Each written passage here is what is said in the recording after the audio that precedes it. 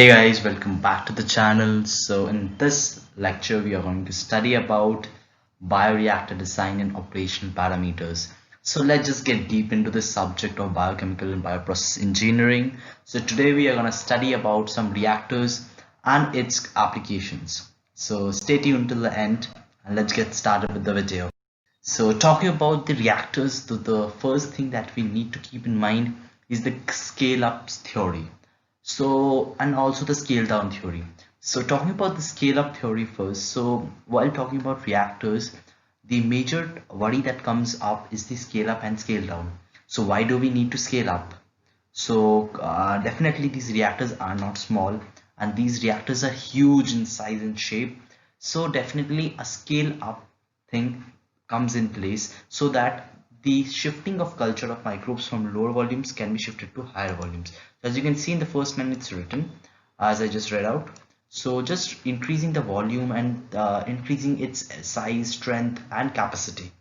So that's why we need to do the scale up things, and there are a number of importance as you can see on the screen.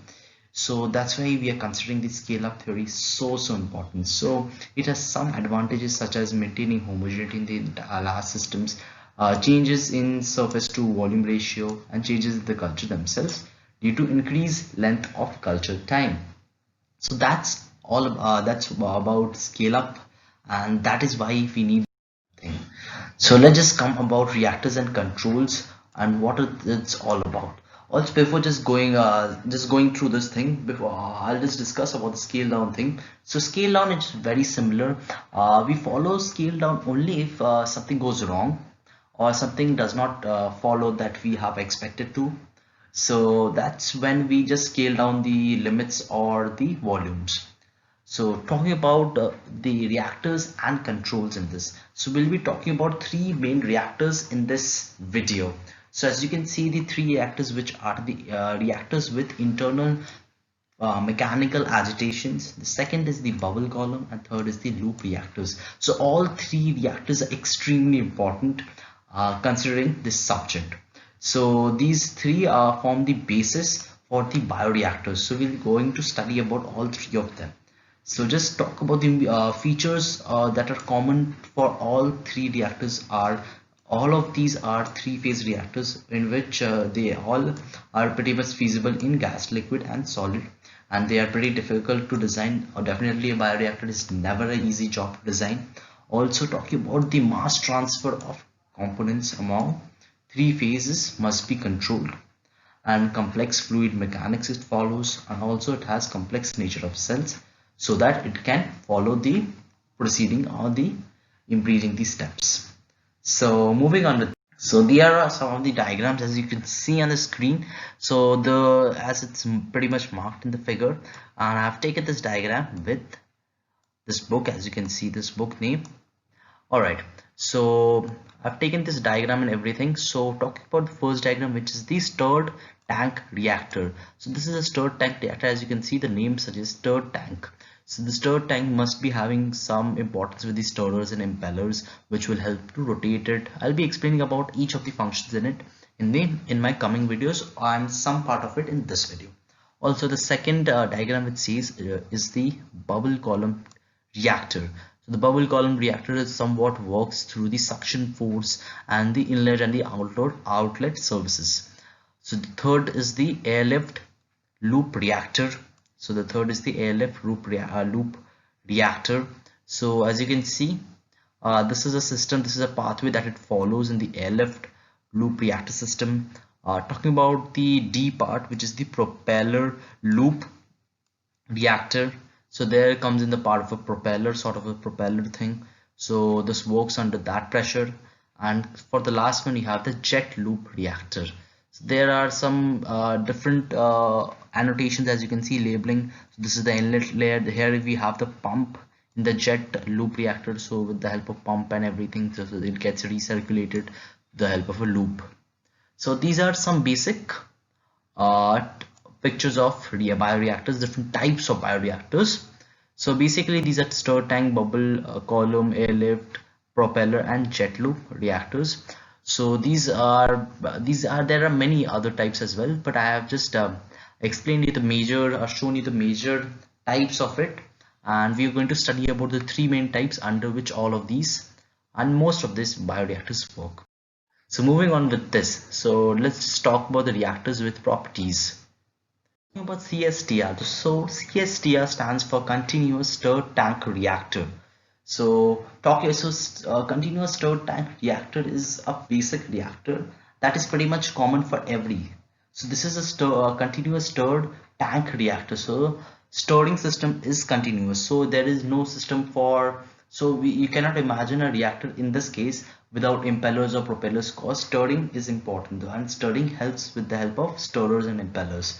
So just talking about the reactors with some of the properties such as, so let's just talk about CSTR in this case, which is the continuous stirred tank reactor, which says that it is highly flexible and it has a high KLA value, which is KLA stands for volumetric mass coefficient. I have already explained in my previous two videos, which helps for gas transfer from the gaseous phase to the liquid phase and from liquid phase to the cells.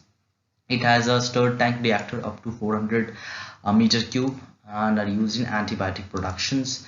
These have stirrers powers up to 5 kilowatt per meter cube, and these stirred reactors can be used commercially up to viscosities of culture to 2000 centipoises, and size of the gas bubbles formed by sparger is important for reactor performance. So here in comes the feature of the sparger, which helps in the spreading of air or oxygen in the entire bioreactor. Also, impellers must provide sufficient rapid agitations to disperse bubbles throughout the tank.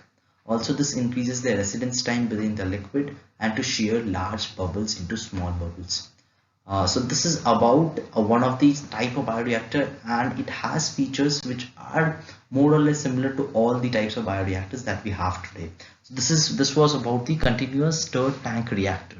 So moving on with this, so let's just talk about the mechanical stirred reactor that we have, or the mechanical agitation reactor. So this is not visible, I know. So let's just talk about the feature. So the heading is the mechanical agitator reactor. So in this we talk about the mechanical agitator reactor, as the name suggests. So it's all about mechanical. So it's not pretty much like that we can expect from this. This is something that we need to. So this is something that has mechanical stirred reactor. It has a 100,000 liter fermenter. It's a huge fermenter, as you can see. So it has steam lines permit in place of sterilization of valves, pipes and seats. So this is herein comes how we can sterilize a fermenter. So it is not an easy job to sterilize a bioreactor. It's an extremely tough job to sterilize it, and sterilization is the first and the foremost part for starting a bioreactor. So without sterilization, all the entire process will be in vague. So there are a number of methods, as you can see. Also we have input airs can be sterilized by both incineration and filtration. So we have some sort of permit in place sterilization of valves, pipes and seals, sterilization of incineration and filtration. So we have to take care of lots of things in a bioreactor in general for ensuring that it is all sterilized. So moving on with, so let's just talk about the importance of impellers in the mechanical part and most other just also in the CSTR, which was the continuous stirred tank reactor. So the impellers are something that most of the bioreactors use, and there are bioreactors also which do not use impellers and have some sort of other technologies in place of that. So talking about the impellers, so there are, in general, I see there are two impellers, so which are Ruston impellers and axial flow hydrofoil impellers. So talking about Ruston impellers, which basically pump fluid in a radial direction, and also talking about the axial flow hydrofoil impellers, which point liquid either up or down. So the Ruston impellers work circularly or radially, whereas the axial flow hydroflow impellers pump liquid up or down. Also, it has low energy demands and same level of oxygen transfer. So it does not have high needs of energy. It works on a low energy demand and high oxygen level of oxygen transfer rate. Also, it has reduced maximum shear rates important for animal cells and mycelial fermentation. So it does not have a much shear rate.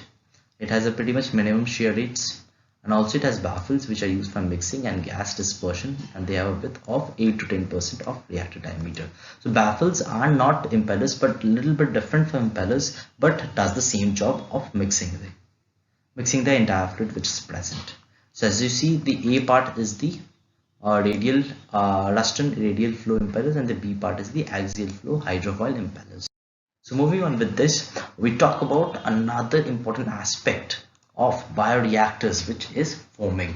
So basically in this video, I want to explain you the types, some of the important types of bioreactors, or the important ones of the bioreactors, and there some of the important features that are related with bioreactors. So talking about foaming, so basically in this case foaming happens due to there can be a number of reasons where foaming can happen, and foaming is a very common problem that happens in a bioreactor.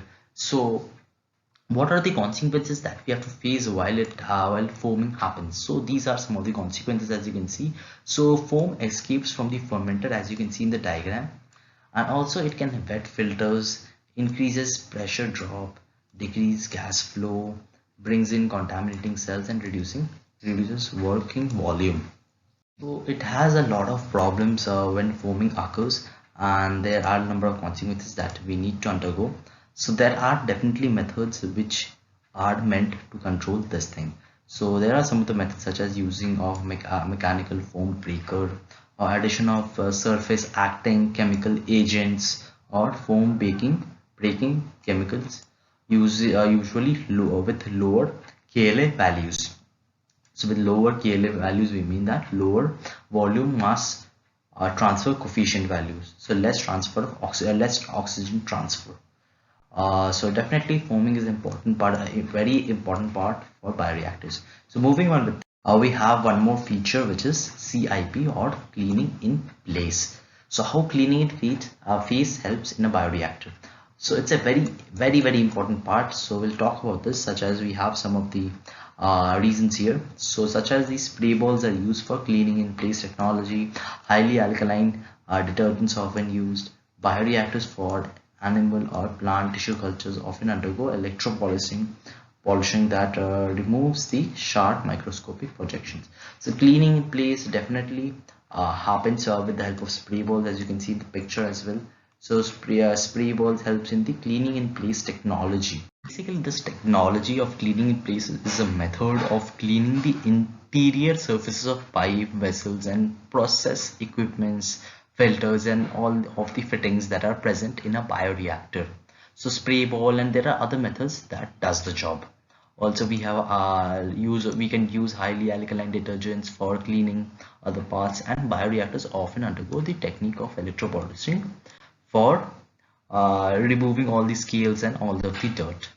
So moving on with this, so next up that we have is the bubble column reactor. So these have a number of features that I want to discuss with you. So which is it is suitable for low viscosity Newtonian broths. So it is suitable for low viscosity broths or Newtonian broths. And we can be saying say that it can be a Newtonian broth as well. So it has a satisfactory mixing may not be possible in high viscous broth. So that's why it's suitable for low viscosity broths. Also we have higher energy efficiency than stirred tank ones. So stirred tank ones use basically the use of impellers, as we have already discussed, or baffles. Also the energy efficiency is the amount of oxygen transferred per unit of power input. So definitely energy and efficiency in this bioreactors, we always consider the amount of oxygen that gets transferred per volume of power input. Also bubble columns provide low shear environment that is good to grow fragile cells. Also bubble bursting is highly detrimental to cells. Definitely if bubbles burst, it may lead to contamination. Also absence of mechanical agitation also reduces cost. So definitely it's cost efficient and does the job. Also it eliminates one potential entry for contaminants.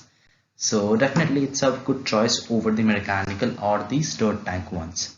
So moving on with this, so we have some of the features for bubble column reactors. Let's go through some of its features such as bubble coalescence.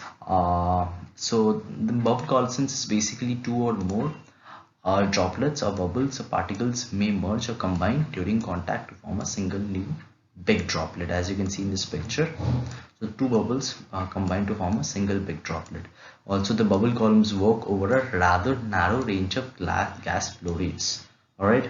Also, the range of appropriate gas flow varies with nature of broth. Definitely, with the nature of broth, it may vary. Also, bubble columns are less flexible than stirred tanks, so definitely follows a strict plan and does not deviate from it much. Also, the multi-stage column with perforated plates so acts to redistribute gas flow and partially solve the problem of coalescence. So coalescence may or may not create problem, but it's generally we have a technique to remove coalescence also, cause it may form big bubbles and cause may lead to contamination or some sort of difficulty in the process. So we have some sort of perforated use of perforated plates in the multi-stage columns to redistribute gas flow, which may solve the problem.